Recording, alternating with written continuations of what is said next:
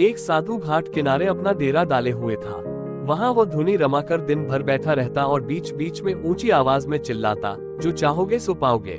उस रास्ते से गुजरने वाले लोग उसे पागल समझते थे। वे उसकी बात सुनकर अनुसना कर देते और जो सुनते वे उस पर हंसते थे।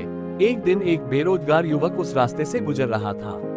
साधु की चिल्लाने की आवाज उसके कानों में भी पड़ी, जो चाहोगे सो पाओगे, जो चाहोगे सो पाओगे। ये वाक्य सुनकर वह युवक साधु के पास आ गया और उससे पूछने लगा, बाबा, आप बहुत देर से जो चाहोगे सो पाओगे चिल्ला रहे हो।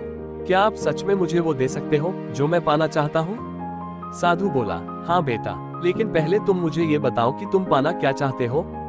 बाबा, मैं चाहता हूँ कि एक दिन मैं हीरा का बहुत बड़ा व्यापारी बनूं। क्या आप मेरी ये इच्छा पूरी कर सकते हैं? युवक बोला, बिल्कुल बेटा, मैं तुम्हें एक हीरा और एक मोती देता हूँ। उससे तुम जितने चाहे हीरे मोती बना लेना। साधु बोला। साधु की बात सुनकर युवक की आंखों में आशा की ज्योति चमक उठी। फिर साधु ने उसे अपनी दोनों हथेलियां आगे बढ़ाने को कहा। युवक ने अपनी हथेलियां साधु के सामने कर दी। साधु ने पहले उसकी एक हथेली पर अपना हाथ रखा और बोला, बेटा, ये इस दुनिया का सबसे अनमोल हीरा है।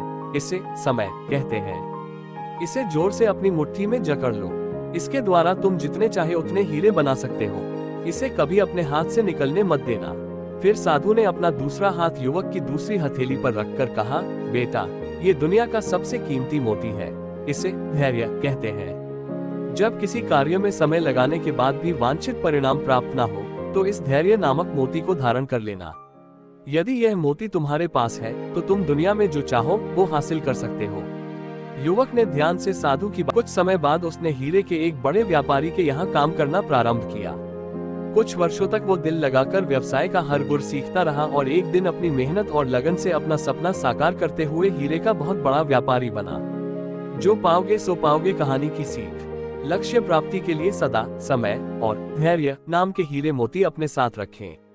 अपना समय कभी व्यर्थ ना जाने दें और कठिन समय में धैर्य का दामन ना छोड़ें। सफलता अवश्य प्राप्त होगी।